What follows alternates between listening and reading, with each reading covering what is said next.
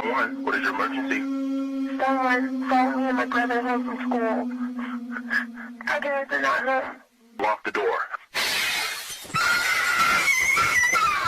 Young lady, are you okay? Hello? Are you there? Hello? مكالمة تليفون تيجي للشرطة فيها استغاثة ببنت صغيرة هي وأخوها، بتقول إن في واحد بيمشي وراهم لحد البيت وأبوهم وأمهم مكانوش موجودين. بتقول للشرطة الراجل الطويل واقف قدام البيت، بتقول إن هو طويل جدا ومعندوش ملامح باينة ولابس بدلة وكرافتة. ومرة واحدة نسمع صوت صريخ البيت والإزاز يتكسر والمكالمة تتقفل. والشخصية دي منتشرة واسمها سلندر مان، وفي حاجات كتير بتثبت وجوده. الموضوع بيبدأ في 9 يونيو سنة 2009. كان في مسابقة على الإنترنت، كانت عبارة عن إن أنت بتجيب صور وبتفضل تعدي عليها بالفوتوشوب. المهم في الآخر تطلع الصورة دي صورة واقعية. واحد من اللي مشترك في المسابقة كان اسمه إيريك، كان نازل المسابقة بصورتين. الصورة الأولى كانت عبارة عن أطفال بيلعبوا عادي، وفي آخر الصورة واحد واقف طويل ولابس أسود ومش باينله ملامح. والصورة دي كانت في سنة 1983، والأطفال اللي في الصورة يختفوا بعدها. ومن وقتها بدأت تطلع شخصية سلندر مان، والكلام يطلع عليه إنه هو كان تخصص أطفال بس محدش كان عارف بيعمل فيهم ايه. والكلام والأقاويل ابتدوا يطلعوا عليه، وكان في صور حقيقية بتثبت وجوده. وابتدى يطلع عليه قصص كتير ويتعمل عليه ألعاب فيديو واتعمل عليه أفلام وحققت نجاح كبير جدا. وبيتقال إن سلندر مان بيعيش في الأماكن المهجورة والمائية زي مثلا الغابات والمقابر، وعادة بيستخبى ورا الأبواب المقفولة اللي بيكون وراها هدوء، وبيستنى يهجم على الأطفال اللي عادة بيكون سنها صغير. وعلى الرغم من إنها أسطورة، لكن الصورة اللي انتشرت عن الكائن ده كانت واقعية جدا، لدرجة إن هي بدأت تطرح تساؤلات كبيرة وتحول من أسطورة على الإنترنت لواقع ناس بتعيش معاه. إنما بقى في ألمانيا وتحديدا في القرن ال16 في أسطورة متداولة عن وجود راجل طويل وملامحه مش باينة ولابس بدلة وبيطلع عند الأشجار وبياخد العيال الصغيرة. والأسطورة دي كانوا مسمينها أسطورة الراجل الطويل. ومن المميزات والقدرة الخارقة اللي موجودة عند سلندر مان إن هو بيقدر يختفي وبيقدر يحول إيديه لمخالب، وكمان عنده القدرة إن هو يطلع أطراف من ظهره زي الأيادي اللي موجودة عند الأخطبوط. وكمان عنده قدرة التخاطر اللي هو يقدر يتحكم في عقل الفريسة بتاعته، ممكن يطارد الفريسة بتاعته لأيام، ممكن لأسابيع كمان. وفي خلال المدة دي بيحاول على قد ما يقدر يموت فريسته من الرعب. ومن الأعراض لما بيقرب من الضحية بتاعته إنه بيخلي الضحية عايزة ترجع وسخنة جدا، وبيخليها كمان فاقدة الذاكرة وفي حاجات كتيرة مش فاكراها.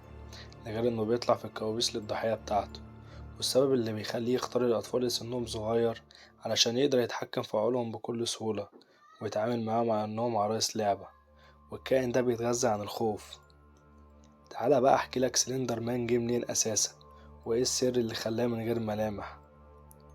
القصة المعروفة عن سلندر مان إن هو كان راجل عادي جدا وشاطر جدا في دراسته وخلص الجامعة بتاعته، ومفروض إنه يعيش حياته عادي ويتجوز ويدور على شغل. وبالفعل سنة 1982 اتجوز وجاب بنت جميلة جدا وحب بنته لدرجة الجنون. لكن للأسف حصلت خلافات بينه وبين مراته وينفصلوا عن بعض، ومراته حكمت عليه ما يشوفش بنته تاني. وخلاص كده استقر على الوضع، وكمان خسر الوظيفة بتاعته وقال يبدأ حياة جديدة وينزل يدور على شغل. بس للأسف محدش كان راضي يشغله وملقاش وظيفة مناسبة، وبدأ يحس بإحباط، وكل ما يفكر في حاجة عشان ينفذها بيفشل فيها، لدرجة إن هو فكر يفارق الحياة، لدرجة إن هو قرر يكتب رسالة ويضيع نفسه. وهو لسه بيكتب التليفون يرن وتجيله مكالمة من مدير الشغل اللي كان بيدور عليه، وكلموه علشان يعمل انترفيو.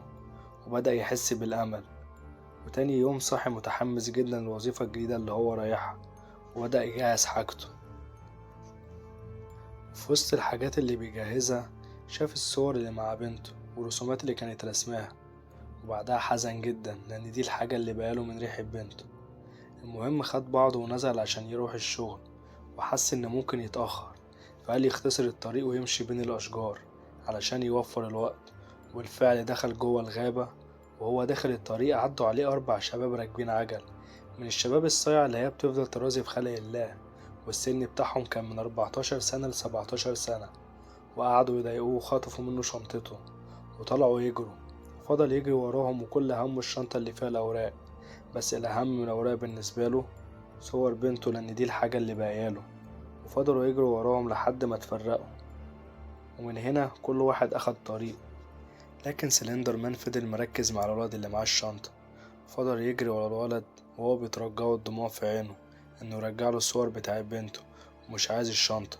لكن الولد فضل يجري وسط الغابة لحد ما الولد اختفى وسط الأشجار، وسلندر مان مبقاش شايفه. وقف وسط الغابة وسمع الولد بيضحك، إنما الولد فين مش عارف.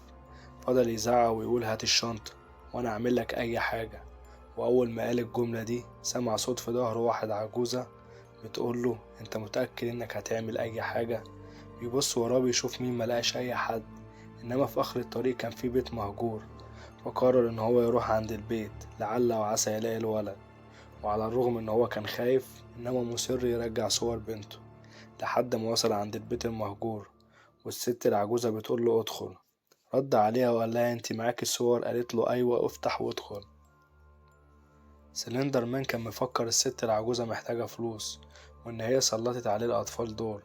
وأول لما فتح البيت اتفاجئ إن البيت من جوه جميل جدا على عكس ما موجود من بره.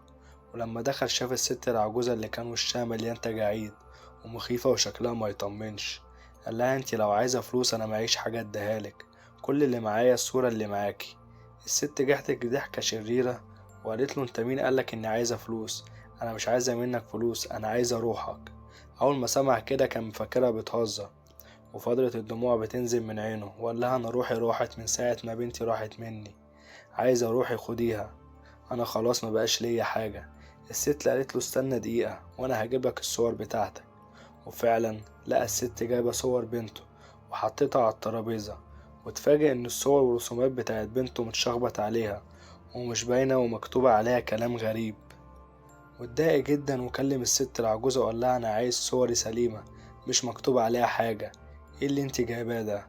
الست العجوزة ردت عليه وقالت له إن في بينا اتفاق أرجع لك صورك وتديني روحك. راحت حاطة ايديها على رقبة سلندر مان.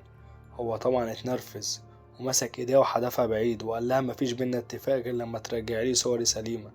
الست ملامح وشها اتغيرت وبقى مرعب جدا. قال لها انت هتخوفيني، انا همشي من هنا. ولسه هيطلع من الباب اتفاجئ انه مش شايف اي حاجة، ولسه هيتكلم ويزعق برضه اتفاجئ انه ما بيتكلمش.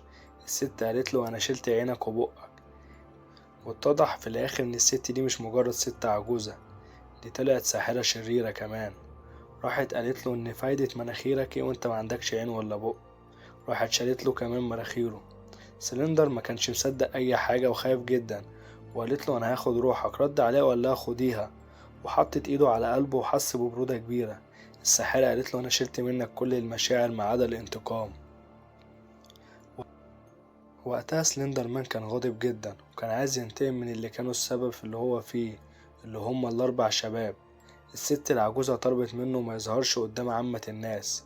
اول ما سلندر مان طلع من البيت كان عنده قدرة رهيبة، كان سمع صوت الاربع شباب دول فين، فضل متتبعهم لحد ما وصل ليهم. وساعتها في اليوم ده كان اول اختفاء للاربع شباب. وبدأت بعد كده قصة الاختفاء إن هي تزيد من فترة للتانية، ودي القصة اللي معروفة عن سلندر مان، بس مفيش أي دليل عن وجوده. بس المريب إن الصور باينة عليها إنها واقعيين. بس كده، قولنا ايه رأيك في الفيديو في الكومنتات، ولو انت أول مرة تتفرج عليه تشترك علشان يجيلك كل جديد. سلام.